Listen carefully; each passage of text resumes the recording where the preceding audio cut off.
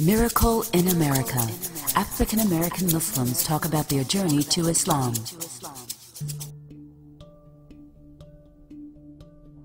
My name is Furqan Muhammad.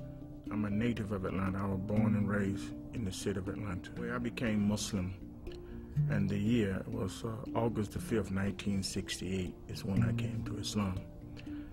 I was a person into anything that was physical. I was into the boxing, wrestling, martial art, I mean, you name it, weightlifting, and all this took place at the YMCA. So I hung out at the Y. And at the YMCA at that time, single men could purchase a room. And there was Muslims who were single living in the YMCA. And I used to observe them, and I was very impressed with them. I was invited by the brothers in the Y to come visit with the Muslims. And in my visit with the Muslims, it contradicted everything I was told about Muslims. I was told that Muslims did not believe in God, that Muslims did not believe in Jesus, that Muslim, once you become Muslim, you can't get out, you'll be killed, and all this type of thing, like it was a mafia or what have you. And after I became a Muslim, I found out that the Muslims believe in God probably more than anyone else, and that they believe in Jesus strongly more than anyone else. So that those was two misconceptions that I learned that was greatly misleading to the public. I became a Muslim or identified with Islam originally through the Nation of Islam. And then in 1975, upon the death of Elijah Muhammad, I came into mainstream Islam. I think my history is a unique history coming from the church, then to the Nation of Islam, then to true Islam. And I wouldn't take anything for the method and the way in which I came in, because it really developed me and made me respect those who are Christian and made me respect those who are in the Nation of Islam. The Nation of Islam was the only thing out in the public that was visible. If there was other Muslims in the public, I didn't know about it. And even when I became part of the Nation of Islam, no one outside of the Nation of Islam who called themselves Muslim ever tried to correct me. So I went to what was visible.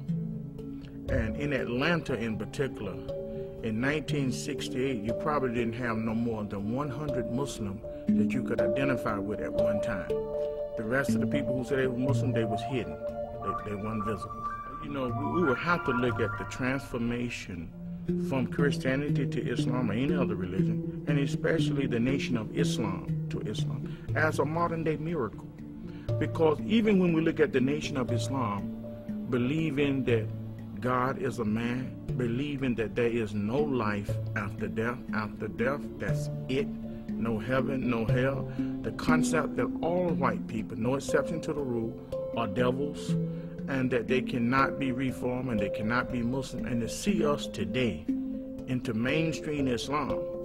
And this was brought about by the son of Elijah Muhammad, Imam Waqi'uddin Muhammad, has brought most of us during that period to where we are today. And the very first individual that Imam Muhammad brought from that position, who Allah used, was Malcolm X himself. It was an individual transition that now took place on a big scale throughout the country now.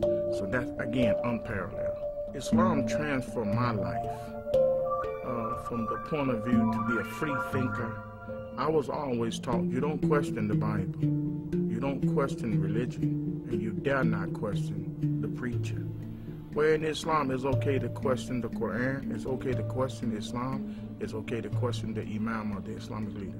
It don't mean that you disbelieve.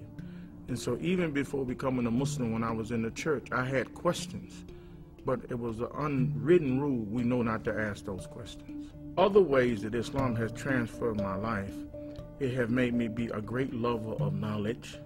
In other words, I never say I'm out of school, because I probably have spent more money on books, CDs, DVDs, tape, etc. in educating myself since I so-called finished school than I did when I was in school. So, and I was not one before coming to Islam that would spend money on books or try to educate myself. If it wasn't homework, if it wasn't taught in the classroom, then the hell with it. But now Islam says two people we would not tolerate in Islam. That is an ignorant person and a lazy person. So that's the next thing Islam transformed my life where you cannot unemploy me. I can never be unemployed because I would make a living selling toothpick, toilet paper, incense, sock. It don't make no difference. To take care of my family, Islam has taught me to make a legal living doing that, even if no man give me a job. So the do for self type concept is there for me for life. Islam has a way of transforming your life where you can see nothing parallel to it. I give an example. I'm looking at people who own drugs, own alcohol, and I keep hearing stuff like 12-step program, 10-step program. When I became a Muslim, they didn't exist. We call it cold turkey. We stopped smoking, we stopped drinking, just like this. The next day, we weren't doing it. And the only thing I can think about this that's similar to this is when Islam came to the Arabian Peninsula. And overnight, these people changed thoroughly and permanently. And in history said there's been nothing like it to compare to it.